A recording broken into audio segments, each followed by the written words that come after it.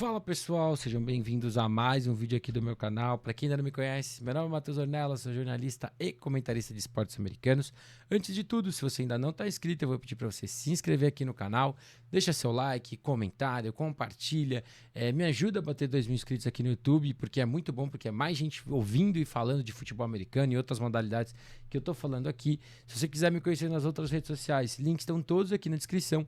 E para você que quer me ajudar financeiramente a continuar criando esse tipo de conteúdo, você pode conhecer o meu Apoia-se e a partir de R$1 por mês você me ajuda a continuar trabalhando com os esportes e também recebe conteúdos antecipados, muitos conteúdos antecipados de tudo que eu estou gravando e produzindo. Bom, vamos ao recap da última semana. Esse vídeo vai sair na sexta-feira, vai sair muito depois do que é o normal. Peço desculpa, mas realmente foi uma semana muito corrida.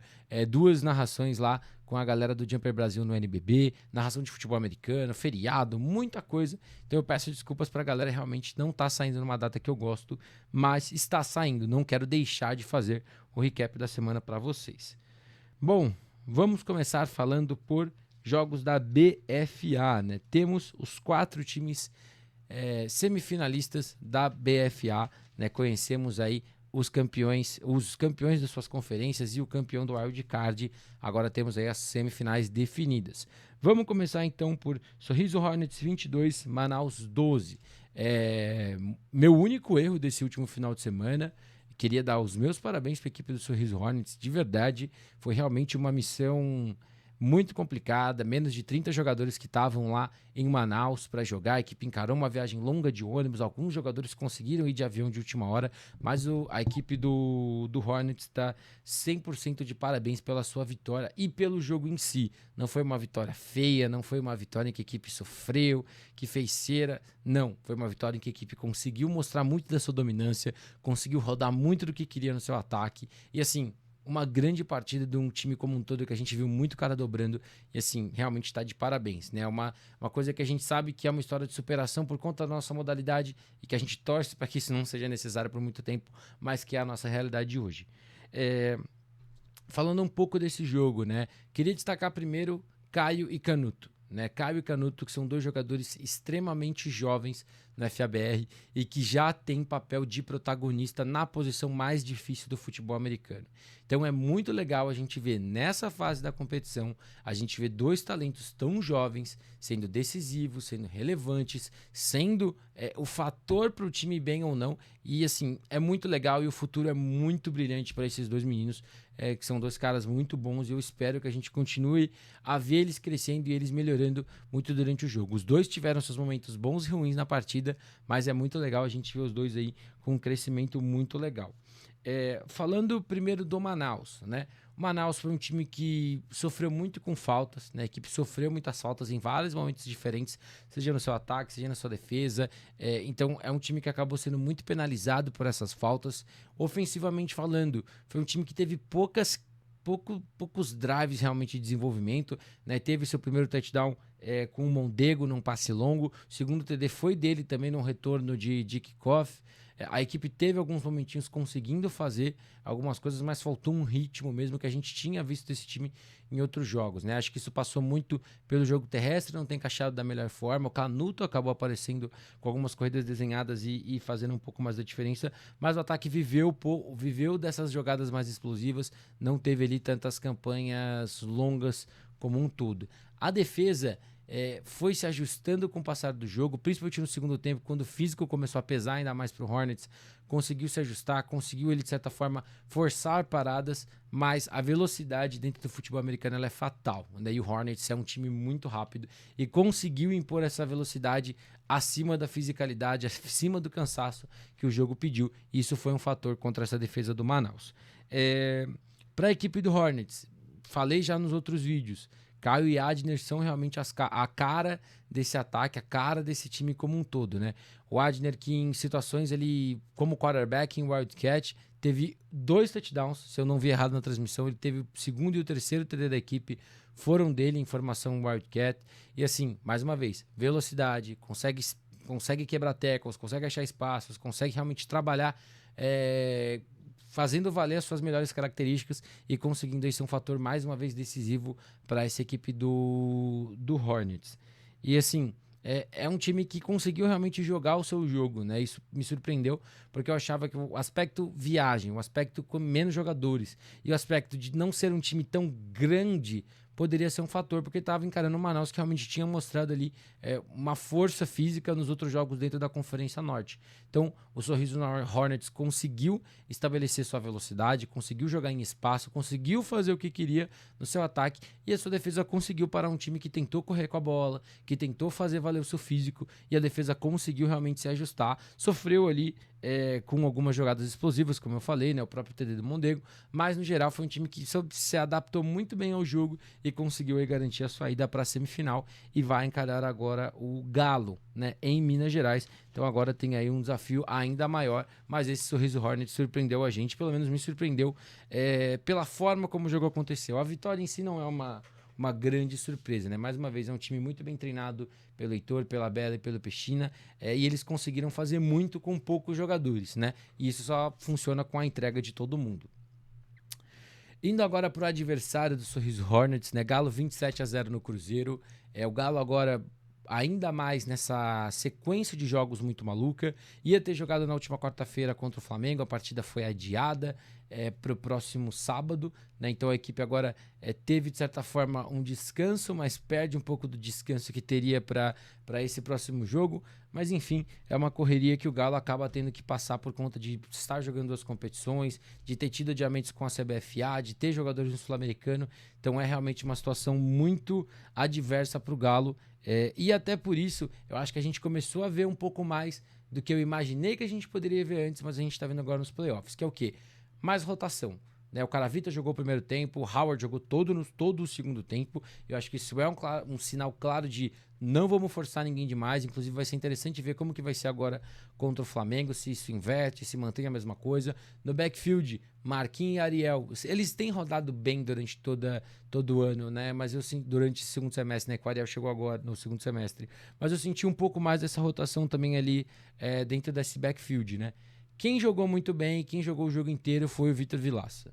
Né? O Vilaça que é um jogador muito bom, né? Que tá num time muito bom há bastante tempo e cada vez mais ele chama atenção. Né? É um cara muito bom de red zone, é um cara muito bom para você atacar no mano a mano, é um cara que tem velocidade, é um cara que consegue ser um wide receiver que faz um pouco de tudo e teve 2 touchdowns ali muito bons. O primeiro numa situação isolada, um mano a mano, e na segunda contou ali com um grande trabalho do Marlos bloquear para ele ir para a endzone, mas assim, jogo muito, muito bom do Vilaça. Tô muito ansioso para ver ele na seleção, inclusive acho que vai ser muito legal a gente ver como ele vai ser utilizado.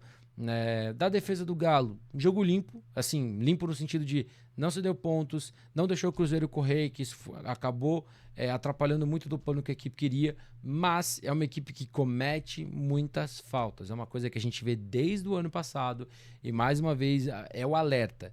Em algum momento essas faltas cobram o seu preço. Ano passado cobrou no Brasileirão, na BFA também a gente teve um pouco disso. Então é uma defesa que tem que reduzir falta, é muita falta pessoal, é muita faltinha evitável que essa defesa sofre. Mas vale a gente mencionar que no único momento em que o Cruzeiro chegou em red zone, chegou em situação eminente de pontuar, a equipe conseguiu uma interceptação ali que manteve o placar zerado, né? E com o decorrer do jogo conseguiu fazer uma grande partida. Da equipe do Cruzeiro, eu acho que se despede com um resultado até melhor do que a gente imaginava no começo da BFA, depois da situação da saída do Rafa Cruz, saiu o Nick Rooney, saiu ali mais algumas pessoas, a equipe trouxe o Javar, né, o Javar que conseguiu ter o necessário para mover esse ataque, conseguiu o necessário para fazer o time explorar o máximo de seus recebedores. Fadini apareceu melhor no backfield com o passar dos jogos, mas e emperrou nesse último jogo. É difícil correr contra o Galo, né? Uma linha defensiva que tem Stutz, uma linha defensiva que tem o Cotô, que tem o outro menino agora que me fugiu o nome, a camisa 56, que tem o Ryan, que tem vários caras ali. É realmente difícil você conseguir correr com a bola. E a defesa sofreu muito mais uma vez, né, contra o jogo corrido do Galo, seja com Ariel, seja com Marquinhos, seja com Caravito, seja com Howard, com o Ryan no backfield, com o que o time quis fazer ali. No jogo aéreo até teve alguns momentos ali que conseguiu forçar algumas paradas, mas no geral é uma equipe que faltava um pouco mais para bater de frente com o Galo, mas foi um time que trouxe aí uma campanha muito interessante, chegando na final, e vamos ver o que a gente espera para esse time ano que vem, né, a equipe comandada pelo Dan Miller. Indo agora para pro outro lado da chave, né? Para outra semifinal. Vamos falar primeiro de Recife Mariners 41-20 contra o Fortaleza Tritões. Ornelas, o placar te surpreende? Não. Mais uma vez, quando eu fiz a análise da prévia, eu falei que a grande chance do Fortaleza Tritões era oferecer o tiroteio. Quando o jogo começou, a equipe abriu 8-0, na primeira campanha do Mariners roubou a bola, eu falei, opa, talvez o tiroteio venha aqui. Mas não veio, porque eu tenho que destacar um fator que eu destaquei muito pouco durante a BFA, verdade seja dita, que é a defesa do Recife Mariners. Que trabalho da defesa do Recife Mariners. Sofreu na primeira campanha, na segunda campanha teve alguns probleminhas, mas conseguiu recuperar a bola. Na terceira, o Fortaleza Tritões ficou em posição, mas acabou se tirando dali por conta de faltas e conseguiu evitar que o time do Tritões trouxesse o tiroteio para jogo. E eu acho que isso é muito importante. Os últimos 2 touchdowns foram já em uma situação, não digo garbage time, com respeito ao Fortaleza Tritões, mas uma situação de jogo muito mais confortável já para o Mariners. Então, foi uma defesa que predominantemente conseguiu controlar as ações, conseguiu evitar que o Quentin Williams corresse com a bola, conseguiu anular de forma geral, depois de 2, 3 campanhas, o jogo terrestre do Fortaleza Tritões e forçou a equipe de Fortaleza a soltar passes longos, a se arriscar um pouco mais. É uma equipe que arriscou muito a quarta descida. Então, a defesa com um papel muito, muito bom. Grande jogo da defesa do Mariners. Eu acho que vale até mais destaque do que o ataque nesse jogo. Mas não podemos deixar de falar dessa grande partida do ataque com Lucas Adolfo, sendo o cara do backfield, né, o fofinho, o leão de jogo grande, como o Rafa da FABR Highlights destacou, né, grande partida do Adolfo, grande partida da linha ofensiva também, né, não dá pra gente ignorar isso. E também vale a gente destacar, né, Vinícius, Sherman, Fadini, também tiveram ali suas boas carregadas para quando o Adolfo não estava em campo. Jogo aéreo, teve seus momentos, mas foi até um pouco mais discreto. Acho que a equipe entendeu, mais uma vez, era uma outra coisa que eu tinha um pouco na prévia, entendeu que fisicamente poderia controlar o jogo e não ia precisar de tantas jogadas explosivas, né? Teve o touchdown do Shelley, que foi uma situação do Fadini de, às vezes você só tem que confiar no seu cara. É meu cara contra o seu cara e eu confio no meu cara. E acho que são coisas como essa que o Fadini traz pro jogo. Né? Então, teve um outro passe também, acho que no segundo quarto, que ele jogou numa janela lá no meio de 2 defensores, que ele realmente confiou que o recebedor dele ia pegar e ele pegou a bola. Grande jogo do Mariners, como um todo. Special Teams, grande trabalho, convertendo seus field goals quando precisou, conseguindo fazer conseguindo colocar o time em boas posições e boas situações de campo. Né? Eu acho que o placar talvez não mostre a importância dos special teams, mas o Recife Mariners não deixou de aproveitar os field goals quando seu ataque não entrou na end zone. Então a gente não pode deixar de reconhecer isso, ainda mais nessa altura do campeonato. Pro Fortaleza Tritões, cara, eu acho que a equipe tá de parabéns pela sua temporada, chegou na final, bateu os grandes do Nordeste, né? Bateu o Caçadores 2 vezes, bateu o Spectros, chegou na final, começou bem, teve a chance de abrir 2 posses, mas faltas, turnovers, acabou se atrapalhando ali em algumas situações, o ataque terrestre acabou com o passar do jogo perdendo sua efetividade, forçando, né, Quentin a passar mais a bola, né, o Hobbs apareceu bem também durante o jogo, e sua defesa, apesar de 2 turnovers forçados, cedeu muitos espaços, fisicamente não conseguiu segurar no jogo terrestre, e isso acabou pesando bastante, né, por mais que tivesse muitos caras veteranos do lado de lá, tem ali no seu quarterback um candidato fortíssimo ao MVP. Não sei como funciona a votação da BFA, mas é um cara que vai receber votos, ou deveria receber votos de algumas pessoas para ser o MVP da temporada, o Quentin Williams. Mas no geral, eu acho que é uma equipe que, se conseguir manter o projeto, conseguir manter o elenco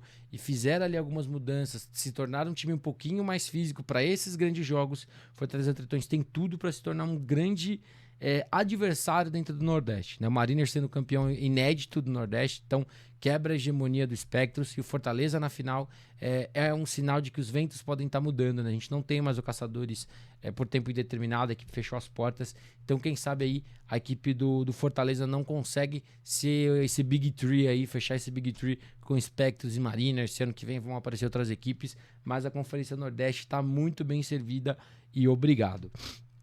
O adversário do Recife Mariners será o Almirantes. E sabe o que isso significa? Que já temos garantido pelo menos um finalista inédito na BFA. Almirantes 15, Timberrex 12.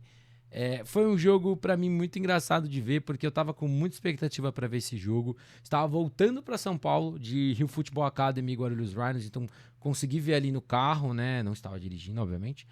Então eu consegui ver esse jogo. Acho que quando eu coloquei, o jogo já tava 6-5. Acho que o jogo ainda tava 6-5. Foi um pouquinho antes do Henrique fazer o segundo touchdown dele. E assim, foi um jogo muito bom. Foi um jogo tecnicamente talvez não dos melhores, mas duas equipes que se entregaram muito, duas equipes que fizeram valer ali todo o seu esforço durante a temporada, fizeram valer mais uma vez o aspecto físico do Sul, né, que eu acho que ficou muito evidente. Nenhum time conseguiu correr muito bem com a bola, nenhum dos quarterbacks tinha muito tempo para passar a bola, porque foram grandes trabalhos das defesas. As duas defesas deram condições para as equipes ganhar, né? O Timberrex conseguiu ali até o final, conseguiu fazer um bom jogo, mas na campanha derradeira, na campanha final, infelizmente a marca que vai ficar vão ser as 3 faltas ali na sequência. A primeira, a interferência de passe que pôs a equipe do Almirantes lá na frente, depois a falta do salto e conduta esportiva que posicionaram para o chute do Cruz, né, que converteu ali o field goal da vitória. Do jogo como um todo, né, já soltei um conteúdo lá no Instagram, do jogo como um todo. Soltei um conteúdo lá no Instagram onde eu já falei que a gente poderia olhar para esse Timberrex como o jogo dos 7 erros, né, dos seus special teams, field goal errado, field goal errado, extra point errado, punch bloqueado, muffed punch, faltas em momentos ruins. Então, assim, foi um jogo muito complicado para esse time. Uma coisa que eu acho muito importante a gente reforçar aqui, que eu acho que a galera não conseguiu entender ainda do Timberrex, é uma coisa assim. O que o Rex faz é um aspecto de cultura. Eles criam uma cultura. E você vê que essa cultura ela é implementada. A gente viu os jogadores até o final, com todas as questões lá de como o time se portava dentro de campo e tudo mais. A cultura está lá. O problema é que tudo leva-se tempo. Quando o Rex trouxe aquele super time no ano passado, foi um time que praticamente estava junto durante o período da pandemia. Então, foi um time que teve basicamente 2 anos para se formar e estava pronto. Esse time desse ano, querendo ou não, foi um time que foi se remontando, perdeu mais de 20 jogadores e 20 jogadores muito bons desse elenco. Então foi um time que foi se remontando, foi trazendo o potencial de vários lugares do Brasil e foi achando e foi lapidando ali os seus diamantes brutos. Mas cultura leva-se tempo e para você implementar, para que você pegue mais de 20 caras novos e todo mundo orne bem para você ganhar uma BFA é complicado. O que o time fez de chegar na final do Sul, bater o Almirantes uma vez, bater os Soldiers, bater no Sul, até chegar na final, é louvável, é admirável e é uma certa prova do que essa cultura pode fazer a curto prazo. A longo prazo, ao que o Takahashi faz lá e tudo mais, passa muito para você conseguir manter uma base do seu elenco a longo prazo.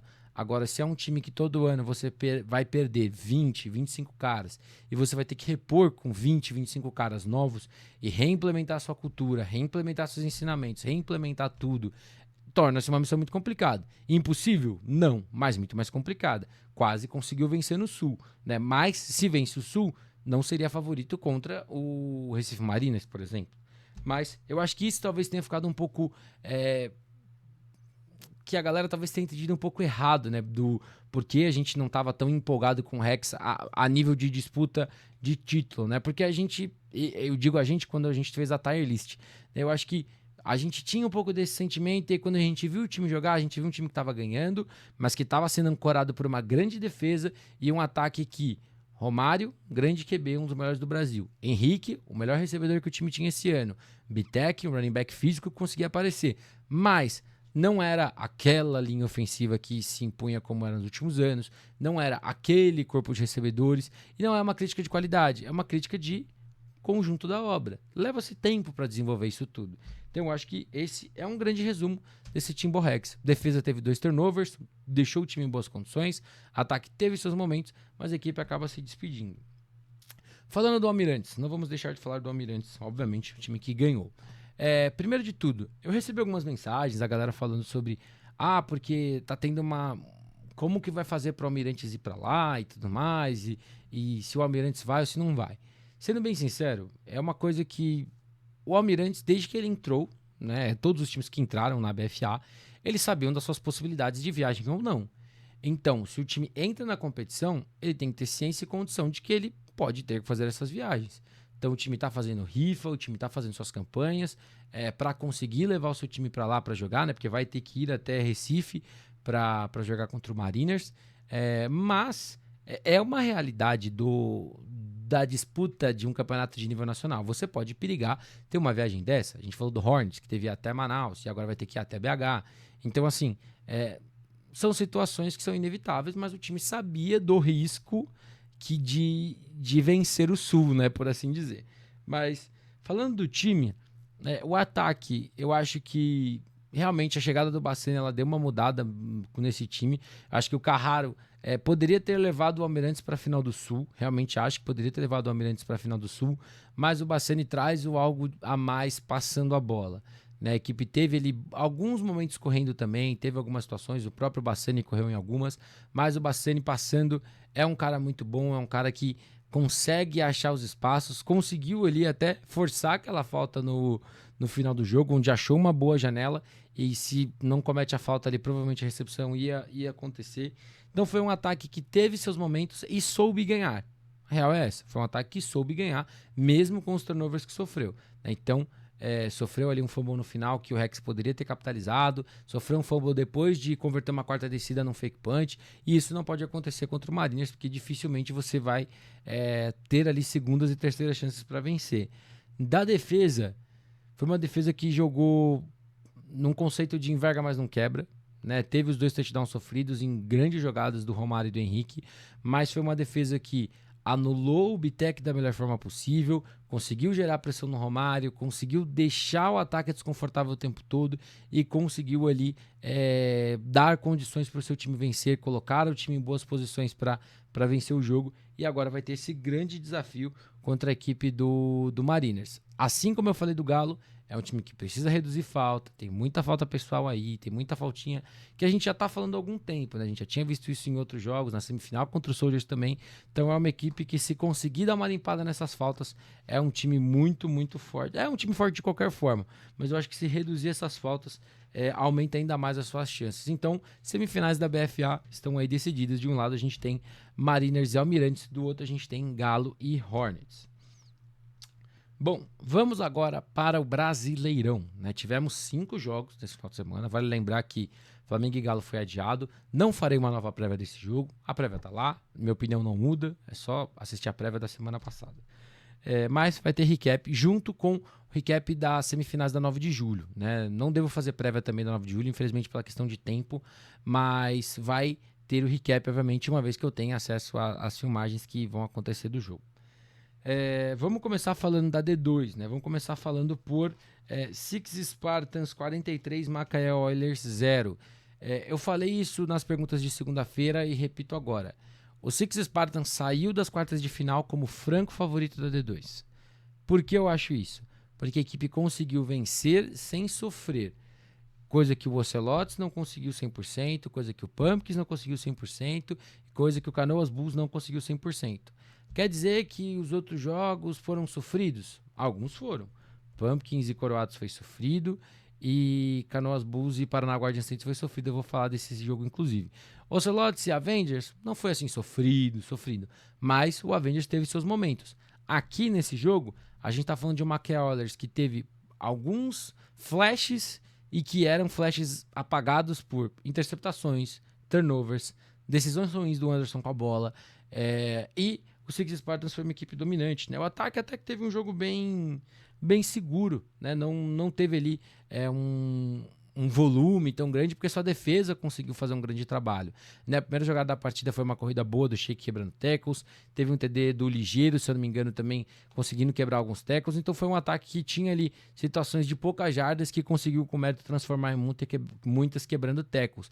Mas foi um jogo bem seguro, né? Do Mamão, do ataque como um todo, Mega com touchdown. Foi um time que trabalhou muito bem de uma forma geral ofensivamente. O destaque obviamente vai para a defesa, né? Roubou a bola várias vezes, colocou o time em boa condição e foi coroada no final com a pick six do Caio, né? O Caio que Não é um cara que tem ali talvez tantos holofotes dentro dessa defesa, né? Mas que para mim é um dos melhores caras que a gente tem dentro do estado de São Paulo na posição de linebacker.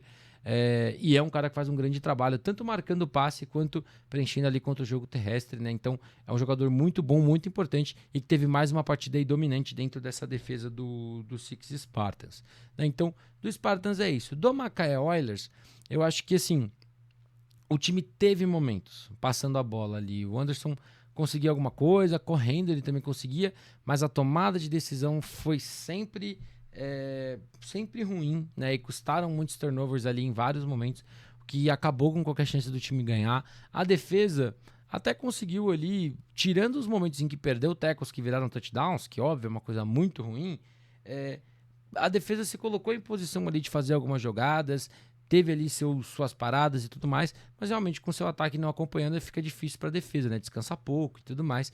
E encarou mais uma vez uma equipe que está bem estruturada, está bem montada, tem um volume muito grande, então se permitiu rodar ali com muitas reservas no segundo tempo.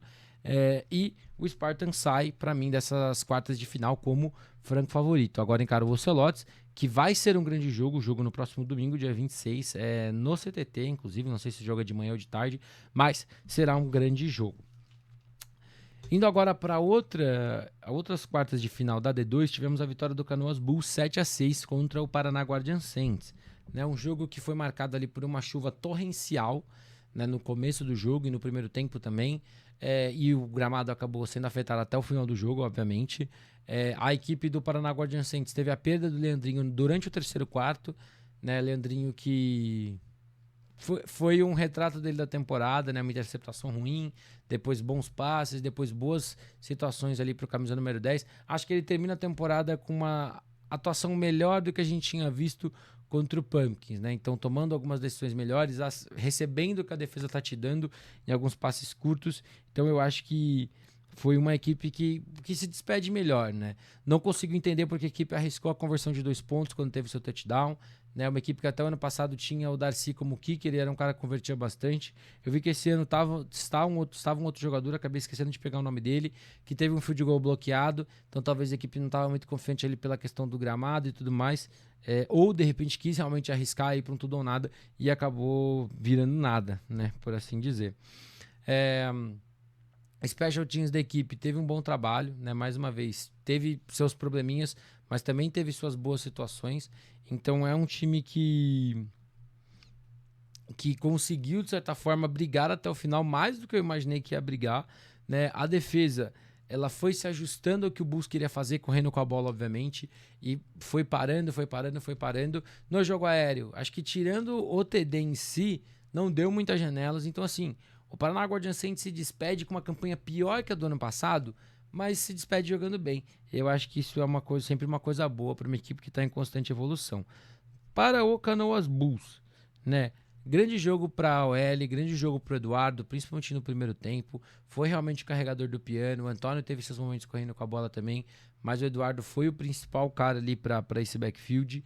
Jogo aéreo, como eu falei, sofreu muito para encaixar, muito por conta da chuva, muito por conta das condições do campo, mas teve o TD ali que o Antônio conseguiu passar, né? Então é uma grande sacada, tirando proveito ali da situação que se permitiu. A defesa, grande partida, né, conseguindo segurar o adversário, conseguindo impedir o adversário quando teve uma boa posição de campo num segundo erro de special teams da equipe, e foi o fator diferencial para a equipe garantir a vitória. Agora vai encarar um Pumpkins, né, que é um adversário conhecido ali dentro do Sul.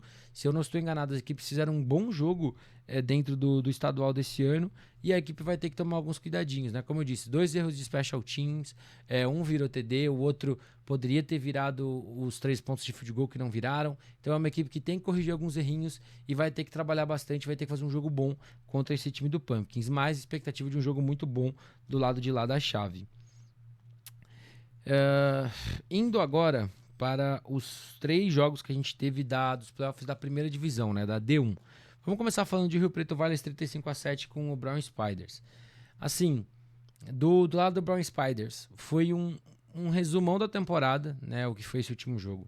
Né, um ataque que não conseguiu operar com ritmo, com criatividade, teve um touchdown com o Bambrila, Como eu falei do Caio e do Canuto sendo relevantes tão jovens, o Bambrilla é a cara desse ataque, né? É o cara que mais aparece, é o cara que consegue produzir quando as poucas oportunidades aparecem, então já é uma realidade para o Brown Spiders, e isso é muito bom, mas falta, né? O Julian não teve um jogo bom passando a bola, a equipe não conseguiu estabelecer um jogo terrestre, e realmente não teve um plano de jogo bem estabelecido, né? Teve algumas situações ali que encaixavam alguma coisinha, mas no geral a equipe não conseguiu jogar bem, né? E a defesa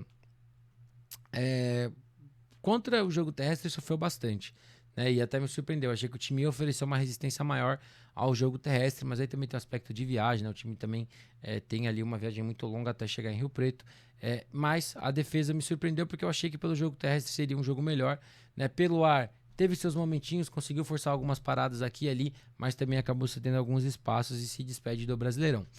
Do Rio Preto Vailers, foi um jogo sólido, acho que foi um jogo sólido da equipe, tanto no ataque quanto na defesa. Gostei que o time trouxe a proposta terrestre, colocou o El para correr, colocou o Vini para correr, o Minitron teve ali uma carregada também ou outra, acho que o Mendes também teve uma ou duas, e assim, mostrou que dá para correr com a bola, né? Tem uma OL muito boa, eu acho que pode explorar isso pode explorar isso muito mais, e agora vai ter um desafio muito grande contra o Kuroko, que você vai ter que trazer mais do que o jogo aéreo, vai ter que correr bem com a bola também para esse jogo. A defesa, um jogo que, tirando o touchdown, que foi numa jogada criativa, uma defesa que foi limpa também, não dando janelas, roubando bolas. Teve a pick six do Ricky Jones, então assim, candidato a MVP, zaço do Brasileirão, inclusive.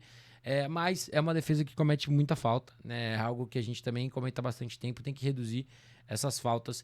E o Vailers agora também não joga mais em casa, né? Então vai ter aí, pelo menos na semifinal, né? Pode jogar a final em casa, mas vai ter aí uma grande viagem agora para Curitiba para encarar o Croco, né? Então vamos ver como que o time vai encarar agora, tendo uma grande viagem aí como também um fator. Mas é um jogo muito sólido, né? Acho que o Riley tá fazendo o que a gente viu dele em todos os jogos, né? A conexão tá lá com os caras, às vezes perde algumas janelas, mas é do jogo, né? O primeiro TD da partida eu acho que é uma prova do que é a fase desse Rio Preto Vailers, né?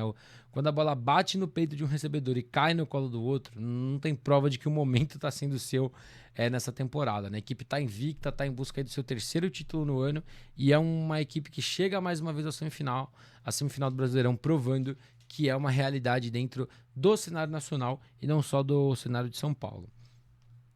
Indo agora para Curitiba Crocodiles 42-0 contra o Corinthians Steamrollers. Vitória esperada do Croco, né? Eu acho que a gente não teve uma grande surpresa nessa partida, né? O Croco era franco favorito, a menos que acontecesse alguma coisa. Achei interessante que a equipe veio com o Lucas Mendes como titular, né? O Palmer não jogou, né? No finalzinho do jogo entrou o Xavier para jogar ali acho que as últimas duas campanhas do ataque. Então, assim, não sei o que isso quer dizer, não sei se... Porque, assim, verdade seja dito, o Croco rodou muita gente, né? A gente viu ali um backfield em que o Suelber foi o principal cara, né? 4 touchdowns para ele, acho que foram 3 correndo e 1 recebido. E, assim, em um jogo em que a gente não tem tanto para se falar, por assim dizer, eu acho que vale um destaque para o Suelber, né? Porque é um cara mais escondido ali dentro daquele backfield, mas que apareceu, teve 4 touchdowns, mostrou seu valor e pode ser um cara muito interessante para o Croco agora nessa semifinal, a equipe que está brigando para ganhar o bi do Brasileirão, né? Brasileirão que veio ano passado, a equipe do Croco venceu em casa e está brigando aí para tentar o bi do Brasileirão. Lucas Mendes, jogo discreto, né? Um passe para TD, uma interceptação, a equipe controlou muito bem. Acho que o Mendes tem que tomar alguns cuidados, né? Acho que a grande qualidade dele na primeira fase, na fase de grupos, foi que ele não se arriscava demais sem necessidade.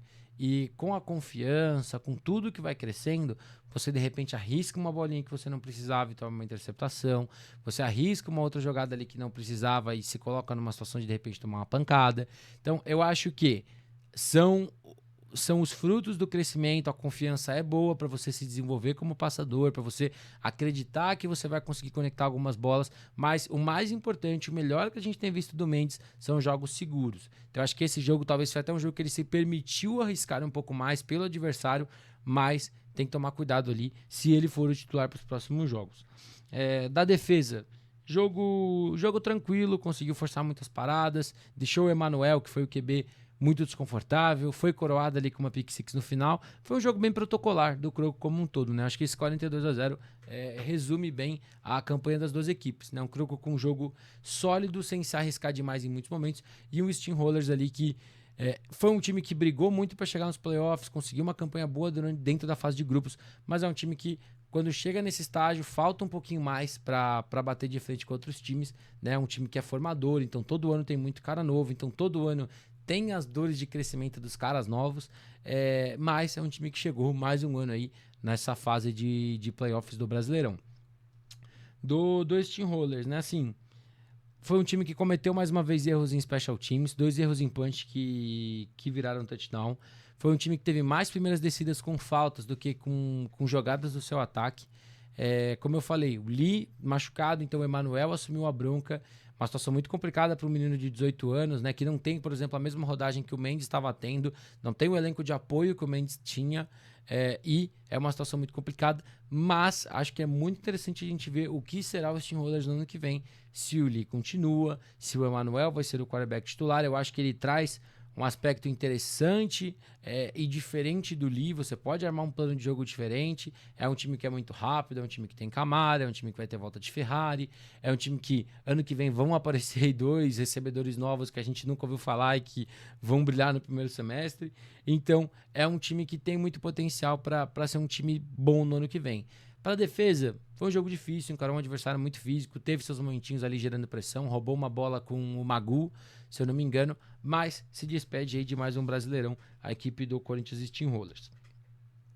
Para a gente fechar, vamos falar de Rio Football Academy 24-14 contra o Guarulhos Rhinos. Um jogo muito bom, eu acho que foi o jogo do Brasileirão, foi o jogo da rodada, né? Um jogo muito parelho, jogo que as defesas foram um fator no primeiro tempo, os ataques foram um fator no segundo. A RFA comeu o relógio no primeiro tempo de partida. O Rhinos teve 2 campanhas só. Uma que foi, acho que um 3 e fora, e uma outra que teve 5, 6 jogadas e acabou com a interceptação do Stutz, a primeira dele na partida. A defesa do Rhinos, mesmo com todo esse volume que a RFA trouxe, cedeu 0 pontos, teve uma pick six na primeira campanha, teve uma interceptação na segunda campanha e deixou a RFA zerada, né? Os 2 pontos da RFA vieram num bad snap do punch numa campanha do ataque, né? O Lustosa acabou não conseguindo pegar o snap que veio muito alto, a bola foi para end zone e foi como a RFA pontuou no primeiro tempo. Primeiro tempo do Patrick também foi bem abaixo, foram as 2 interceptações dele. Na volta do segundo tempo, a equipe achou formas de trabalhar e de pontuar. Todo mundo teve ali a sua fatia do bolo. Dilma correndo apareceu bem. Aí o Patrick conseguiu conectar bem seus recebedores, né? Teve partida boa os irmãos Mundim.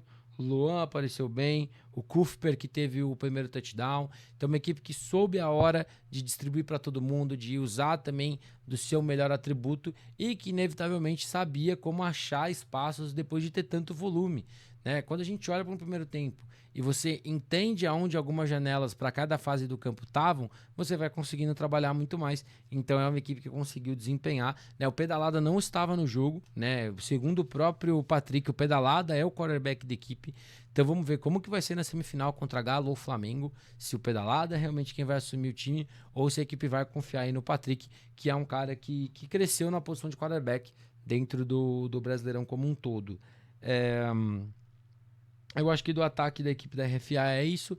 Do ataque da equipe do Rhinos, assim como eu falei do Brown Spiders, foi um resumo da temporada, porque assim, tem o potencial lá. Aires, que é explosivo, Jesus, que produz bem após a recepção, Ceia, Tony, o Daniel, o Jeff, que é um cara até que roda pouco, o Geraldini, que assumiu esse papel de Buscemel ali, como um cara que tá no backfield e hora tá aberto como recebedor, teve um salto ali em cima de um defensor.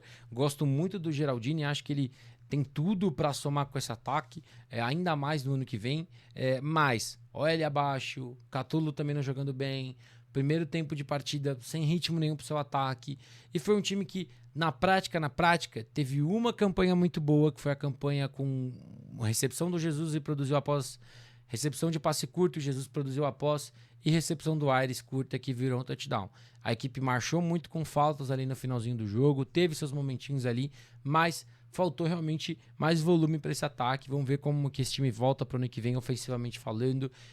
Conversas ali de que muitos dos OLs voltam, né? Então vamos ver como que vai ser esse time como um todo. Vamos ver se a equipe consegue ter alguns recebedores referências de volta no passado.